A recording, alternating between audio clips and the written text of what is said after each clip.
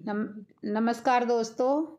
आज मैं आपको मकर संक्रांति की कथा सुना रही हूँ। जीवन में खुशियाँ भरी रहे मकर संक्रांति पर यही कामना। नमस्कार दोस्तों, मकर संक्रांति की हार्दिक शुभकामनाएं। आज मैं आप सभी के समक्ष मकर संक्रांति की प्रचलित कथाएं लेकर आई हूँ। मकर संक्रांति का यह प्रमुख त्यौहार भारतवर्ष में मनाया जाता है। इसी पावन दिन सूर्य धनु राशि को छोड़कर मकर संक्रांति में प्रवेश करते हैं। वैसे तो सूर्य सभी राशियों को प्रभावित करते हैं, किंतु कारक और मकर राशियों में सूर्य भगवान का प्रवेश धार्मिक दृष्टि से अत्यंत स्थान पर इसे उत्तरायण भी कहा जाता है। उत्तरायण को देवताओं का दिन अर्थात सकारात्मक का प्रतीक माना गया है। इसलिए मकर संक्रांति के दिन जब तक दान, स्नान, श्राद्ध, तर्पण आदि का विशेष महत्व है। मकर संक्रांति के दिन किए गए दान का पुण्य 100 गुना अधिक प्राप्त होता है। जो लोग इस दिन शुद्ध घी का दान करते हैं और कंबल का दान करते हैं, उन्हें अंत में मोक्ष की प्राप्ति होती है। मकर संक्रांति के अवसर पर प्रयागराज और गंगा स्नान को महान स्नान की संज्ञा दी गई है। भगवान आशुतोष ने इस हरि विष्णु जी को आत्म ज्ञान दिया था मकर संक्रांति के दिन।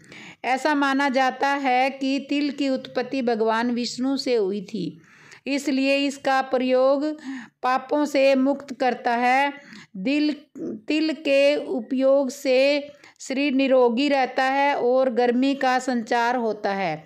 इस दिन महिलाएं तिल, गुड़ आदि का दान करती है और मकर संक्रांति के देवता के अनुसार इस दिन भगवान सूर्य देव शनि मकर राशि के देवता हैं।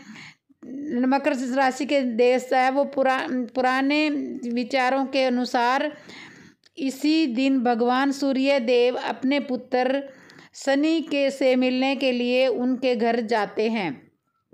शनि मकर संक्रांति के देवता है, इसी कारण इसे मकर संक्रांति कहा जाता है।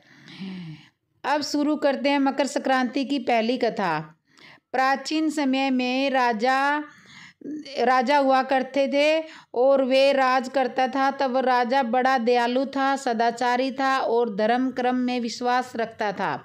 वह समय समय पर दान पुण्य करता था। उसके राज्य में हरिदास विष्णु सेवक बहुत ही तेजस्वी था। उसकी पत्नी गुणवती थी, बहुत सुशील और धर्मनिष्ठ थी। गुणवती भगवान की भक्ति और करती थी और बहुत ही पवित्र थी। उसने प्राय सभी देवी देवताओं के व्रत किए, परंतु यमराज की पूजा कभी नहीं की। वह गणेश जी के समान, चंद्रमा के, हरितालिका आदि देवियों के, राम जन्म, कृष्ण जन्म, महाशिवरात्रि आदि सभी प्रकार के व्रत किया करती थी। वह बड़ी श्रद्धा से एकादशी का व्रत करती थी और यथा अनुसार दान भी करती थी और अतिथि सेवा में कभी पीछे नहीं हटती थी। इस प्रकार सदाचार तथा धर्मपरायण से जीवन को व्यतीत करते हुए जब गुणवती मृत्यु को प्राप्त हुई, तो धर्मराज के प्रभाव से यमदूत उसे आदरपूर्वक यमराज की पुरी में ले गए। दक्षिणा दिशा में पृथ्वी से कुछ ऊपर अंतरिक्ष में धर्मराज का बहुत ही सुंदर नगर है, जो कि पापियों को दंड प्रदान करता है। यमराज का पुण्य 1000 योजन का है, वह बहुत चकोर है। यमराज का जो वो भवन है वो 1000 गुना योजन का है उसके, और वह चकोर है और उसके 4 द्वार हैं और वहाँ पे नाना प्रकार के रत्नों से जड़े हुए शीशे हैं। उस स्थान पर गीत राम भवन ध्वनि सुनाई देती है और बाजे बज रहे होते हैं। उसे नगर के पास में ही कोर्ट है। उसके बीच में महान सुंदर धर्मराज जी का मंदिर है और वे रत्नों से जड़ा हुआ है और सूर्य के समान चमक रहा है। उसके दरवाजे की सीढ़ियाँ सटकित मणि से जुड़ी हुई है। हीरों की कुंडियाँ से आंगन चमक रहा है और उसके बीचों बीच सुंदर सिंहासन पर धर्मराज भगवान विराजमान है।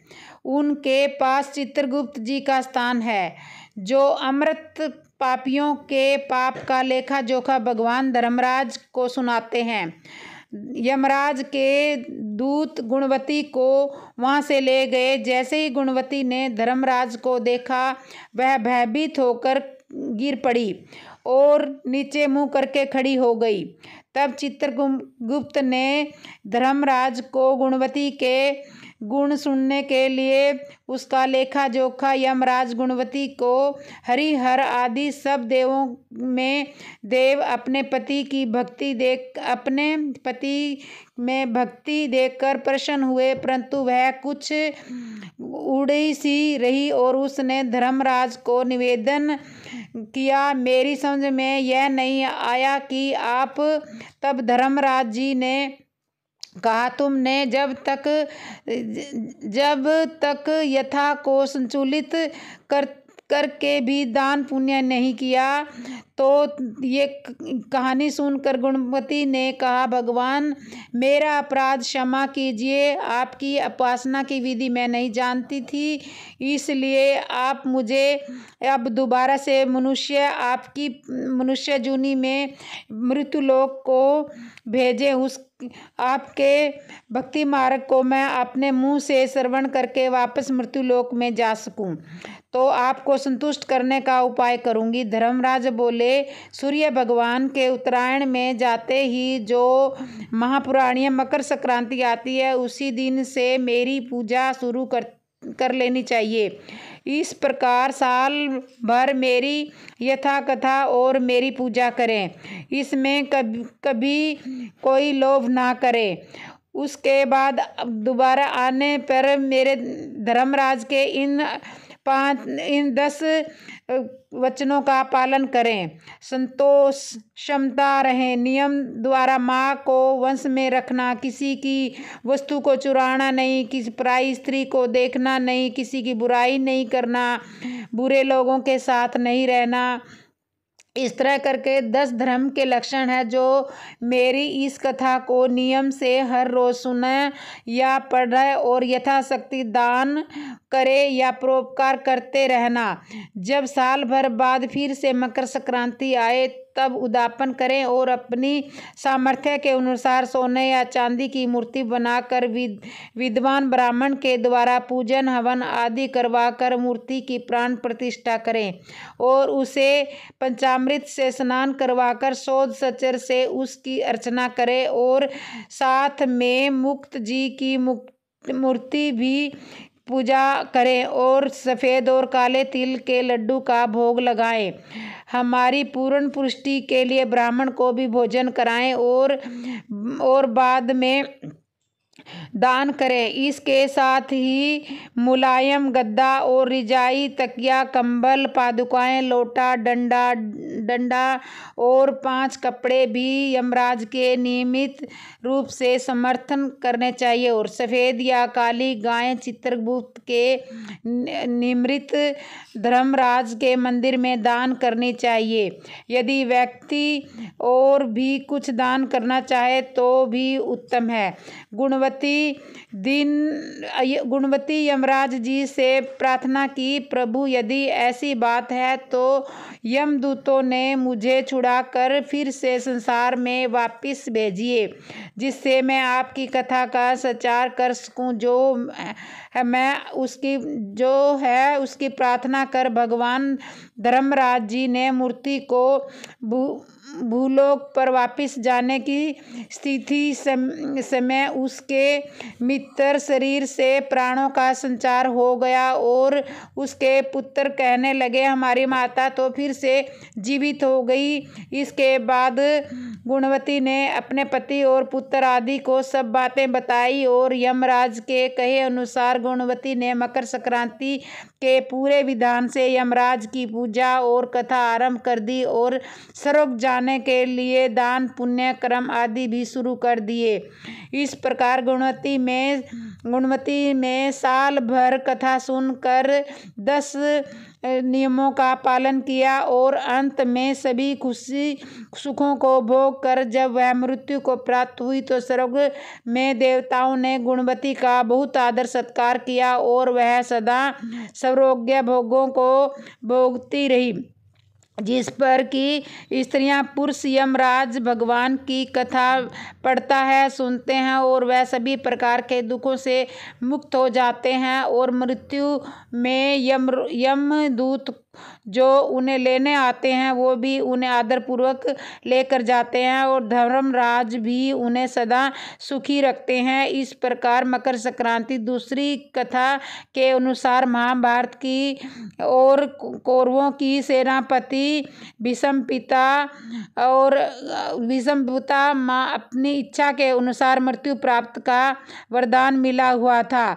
अर्जुन के बाद बाण लगने के बाद उन्होंने मकर संक्रांति का दिन अपनी मृत्यु के लिए निर्धारित किया था और भीष्म पिता जानते थे कि सूर्य दक्षिणाएं में होने पर मृत्यु को मोक्ष प्राप्त नहीं होता और उसे मृत्यु लोक में उन्हें जन्म लेना पड़ता है। तो उसके बाद मृत्यु लोक में उन्हें जन्म लेना पड़ता है। महाभारत के युद्ध के बाद सूर्य उत्तरायण होने पर व्यक्ति को मोक्ष प्राप्त और उसे महाभारत की जब पितामह ने प्राण त्याग दिए। एक धार्मिक क्षमता के अनुसार इसी पावन दिन माँ गंगा स्वर्ग में अवतरित होकर राजा भागीरथ के पीछे पीछे कपिल मुनि के आश्रम से होती हुई गंगा सागर तक पहुंची थी। गंगा जी के धरती पर अवतरित होने के बाद राजा भागीरथ ने गंगा के पावन जल से अपने पूर्वजों का तर्पण किया था। इसलिए मकर संक्रांति का दिन श्राद्ध तर्पण के लिए विशेष है। मकर संक्रांति के पावन दिन गंगा नदी के किनारे भव्य मेले का आयोजन किया। द्वापर युग में माता यशोदा ने संतान प्राप्ति के लिए मकर संक्रांति के दिन व्रत किया था और सुहागन स्त्रियों को सुहाग के समान उपहार के रूप में दिया था। उसके बाद इस व्रत के प्रभाव से सभी मास में श्री कृष्ण भगवान ने उन्हें पुत्र रूप में प्राप्त हुए। इसलिए कुछ स्थानों पर स्त्रियां मकर संक्रांति के दिन संतान प्राप्ति की इच्छा से व्रत रखकर सुहागन स्त्रियों को सुहाग का समान भेंट करते हैं और इस मकर संक्रांति की प्रचलित कथाएं पूर्ण होती है। एक बार फिर से आप सभी को मकर संक्रांति की हार्दिक शुभकामनाएं। हैप्पी मकर संक्रांति।